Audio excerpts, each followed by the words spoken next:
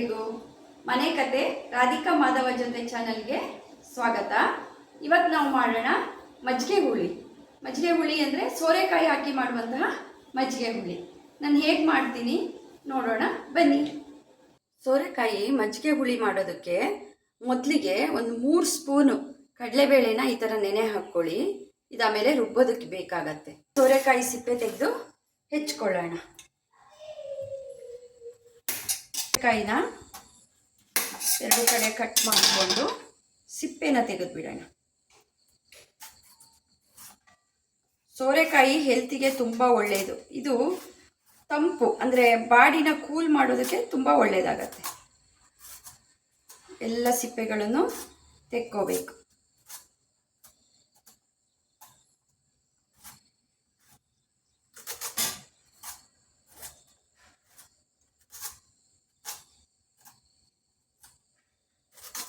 ನಾವೆಲ್ಲ ಚಿಕ್ಕಲ್ಲಿರುವಾಗ ಅಮ್ಮನ ಮನೇಲೆಲ್ಲ ಬೆಳೀತಾ ಇದ್ರು ಇದನ್ನ. ಬಟ್ ಇಲ್ಲಿ ಸಿಗುತ್ತಲ್ಲ ಇವಾಗ ಆ ಥರ ಅಲ್ಲ. ತುಂಬ ದೊಡ್ಡ ದೊಡ್ಡ ಸೋರೆಕಾಯಿ. ಒಂದು ಸೋರೆಕಾಯಿ ಹೆಚ್ಚಿದ್ರೆ ಒಂದು 20 ಜನಕ್ಕೆ ಸಾಂಬಾರು ಮಾಡ್ಬೋದಿತ್ತು. ಅಷ್ಟು ದೊಡ್ಡ ದೊಡ್ಡ ಸೋರೆಕಾಯಿ ಬೆಳೀತಾ ಇದ್ರು. ತಿರುಳು ನೋಡಬೇಕಾಗತ್ತೆ ನೀವು. ಬೀಜ ಏನಾದರೂ ಗಟ್ಟಿ ಇದ್ದರೆ, ತಿರುಳು ಬೆಳೆದಿದ್ರೆ ತಿರುಳು ತೆಗಿಬೇಕು. ಇವಾಗ ಹೀಗೆ ಮಾಡೋಣ. ಆ್ಯಂಡ್ ಮಜ್ಜಿಗೆ ಹುಳಿಗೆ ಈ ಥರ ಹೆಚ್ಕೋತಾರೆ. ಈ ಥರ ಇದು ಬೂದ್ಗುಂಬಳದಲ್ಲಿ, ಸೌತೆಕಾಯಲ್ಲಿ ಈ ಥರನೇ ಹೆಚ್ಚಿ ಮಾಡ್ಬೋದು. ಮಜ್ಜಿಗೆ ಹುಳಿನ ಬೆಂಡೆಕಾಯಿ, ಬೀನ್ಸು ಇದರಲ್ಲೆಲ್ಲ ಮಾಡ್ತಾರೆ. ಬೂದ್ಗುಂಬಳಕಾಯಿ, ಸೌತೆಕಾಯಿ, ಸೋರೆಕಾಯಿ ಇದು ಚೆನ್ನಾಗಾಗತ್ತೆ. ಅಂದರೆ ಈ ಥರ ಮೆದು ಬರುತ್ತೆ. ಈ ಥರ ಹೆಚ್ಕೋಬೇಕು. 1 ಸ್ಪೂನಷ್ಟು ಹೋಳುಗಳನ್ನ ಒಗ್ಗರಣೆ ಹಾಕ್ಕೊಳ್ಳೋದಕ್ಕೆ ಕೊಬ್ಬರಿ ಎಣ್ಣೆ ಹಾಕ್ಕೊಂಡಿದ್ದೀನಿ. ಜಾಸ್ತಿ ಎಣ್ಣೆ ಬೇಡ, ಯಾಕೆಂದರೆ ಮಜ್ಜಿಗೆ ಹಾಕೋದ್ರಿಂದ ಕಹಿ ಬರುತ್ತೆ. ಈಗ ಒಗ್ಗರಣೆ ಮಾಡ್ಕೊಳ್ಳೋಣ.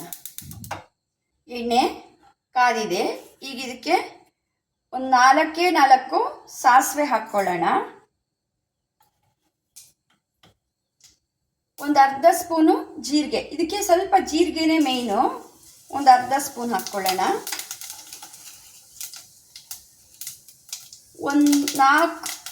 ಒಂದೇ ಒಂದು ಒಣಮೆಣಸನ್ನ ಕಟ್ ಮಾಡಿದ್ದೀನಿ. ಒಂದು 4 ಪೀಸ್ ಇದೆ.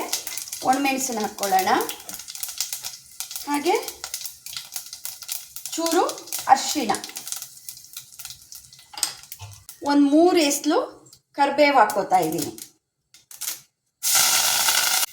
ಹಾಗೆ ಒಂದು ಚಿಟಿಕೆ ಅಷ್ಟು ಇಂಗು. ಇದಿಷ್ಟನ್ನು ಒಗ್ಗರಣೆಗೆ ಹಾಕ್ಕೊಂಡು ಈ ಹೋಳುಗಳನ್ನ ಈಗ ಬೇಯಕ್ಕೆ ಹಾಕೋಣ. ಸೋರೆಕಾಯಿನ ಹೆಚ್ಚಿಬಿಟ್ಟು ಈ ಥರ ನೀರಿಗೆ ಹಾಕ್ಕೊಂಡಿದ್ದೀನಿ. ಇದನ್ನೀಗ ಬೇಯಕ್ಕೆ ಹಾಕೋಣ.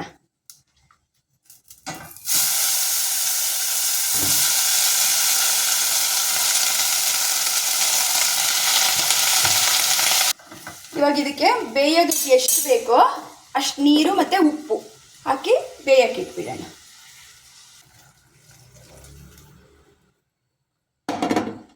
ಒಂದು 2 ಕಾಫಿ ಗ್ಲಾಸ್ ನೀರು ಹಾಕಿದ್ದೀನಿ.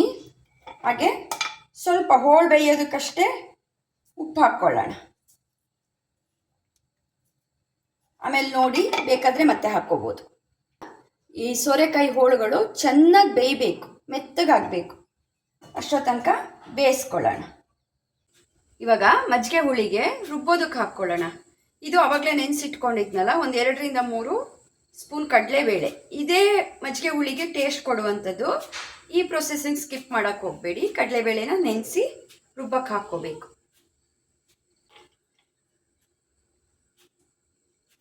ಹಸಿಮೆಣಸು ಒಂದು 3ರಿಂದ 4 ಹಸಿಮೆಣಸು.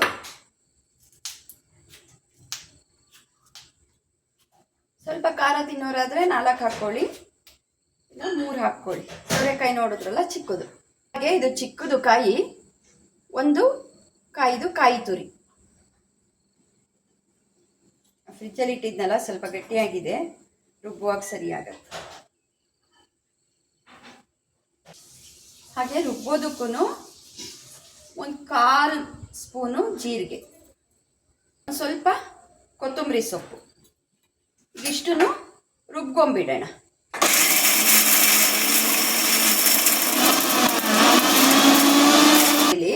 ನಾನಿಷ್ಟು ಮಜ್ಜಿಗೆ ತಗೊಂಡಿದ್ದೀನಿ. ಐ ಥಿಂಕ್ ಒಂದು ವಾಟರ್ ಗ್ಲಾಸಲ್ಲಿ ಒಂದು 3 ಗ್ಲಾಸು ಮಜ್ಜಿಗೆ ಇದೆ. ನಾನು ರುಬ್ಬೋದಕ್ಕೂ ಮಜ್ಜಿಗೆನೇ ಹಾಕೋತೀನಿ, ಯಾಕೆಂದರೆ ನೀರು ಹಾಕಿದ್ರೆ ಜಾಸ್ತಿ ಆಗುತ್ತೆ. ಬೇಯೋದಕ್ಕೂ ಸ್ವಲ್ಪ ನೀರು ಹಾಕಿದ್ದೀವಿ. ಮಜ್ಜಿಗೆನೇ ಹಾಕೋಬೇಕು ಮಜ್ಜಿಗೆ ಹುಳಿಗೆ. ಒಂದು ವೇಳೆ ಮೊಸರು ಇತ್ತು ಅಂದರೆ ಸ್ವಲ್ಪ ಮೊಸರನ್ನ ಒಂದು ಬಾಟ್ಲಿಗೆ ಹಾಕ್ಕೊಂಡ ಇಲ್ಲ ಬ್ಲೆಂಡರೆಲ್ಲ ಕಡಿದ್ಬಿಟ್ಟು ಮಜ್ಜಿಗೆ ಮಾಡಿ ಹಾಕೋಬೇಕಾಗತ್ತೆ.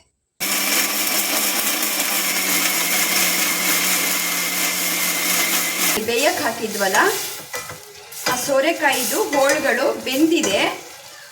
ಒಂದು ಬೇಕಾದರೆ ಈ ಥರ ನೋಡಿ, ಈ ಥರ ಬೆಂದಿದೆ. ಇವಾಗ ನಾವು ರುಬ್ಬಿರೋ ಮಸಾಲೆನ ಇದಕ್ಕೆ ಹಾಕ್ಬಿಟ್ಟು ಕುದಿಸ್ಕೊಳ್ಳೋಣ. ನೋಡಿ, ಇಲ್ಲಿ ರುಬ್ಬಿರೋ ಮಸಾಲೆಗಳನ್ನ ಇದಕ್ಕೆ ಸೇರಿಸ್ಕೊತಾ ಇದ್ದೀನಿ. ನಾನು ರುಬ್ಬೋದಕ್ಕೆ ನೀರು ಹಾಕಿಲ್ಲ, ಈ ಮಸಾಲೆ ಜೊತೆಗೆ ಮಜ್ಜಿಗೆನೇ ಹಾಕಿದ್ದೀನಿ.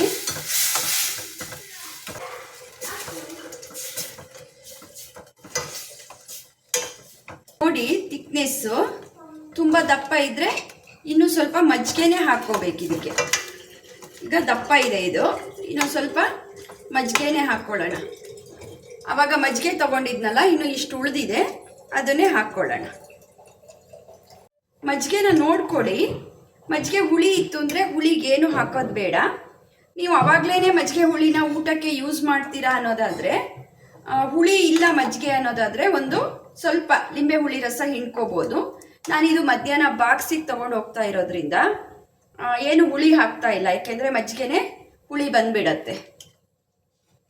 ನೋಡಿ, ಇವಾಗಿದು ಒಂದು ಕುದಿ ಬರಲಿ, ಮಜ್ಜಿಗೆ ಹುಳಿ ರೆಡಿಯಾಗಿದೆ. ನಾವು ಆವಾಗಲೇ ಹೋಳು ಬೇಯೋದಕ್ಕಷ್ಟೇ ಉಪ್ಪು ಹಾಕಿದ್ವಿ. ಇವಾಗ ನೋಡ್ಕೊಂಬಿಟ್ಟು ಇನ್ನೊಂದು ಅರ್ಧ ಸ್ಪೂನು ಉಪ್ಪು ಬೇಕಾಗತ್ತೆ, ಹಾಕ್ಕೊಳ್ತಾ ಇದ್ದೀನಿ. ಇವಾಗ ಕುದೀತಾ ಇದೆ, ಮಜ್ಜಿಗೆ ಹುಳಿ ಆಗಿದೆ. ಇದನ್ನು ಇಳಿಸ್ಕೊಳ್ಳೋಣ ಇವಾಗ. ನೋಡಿ,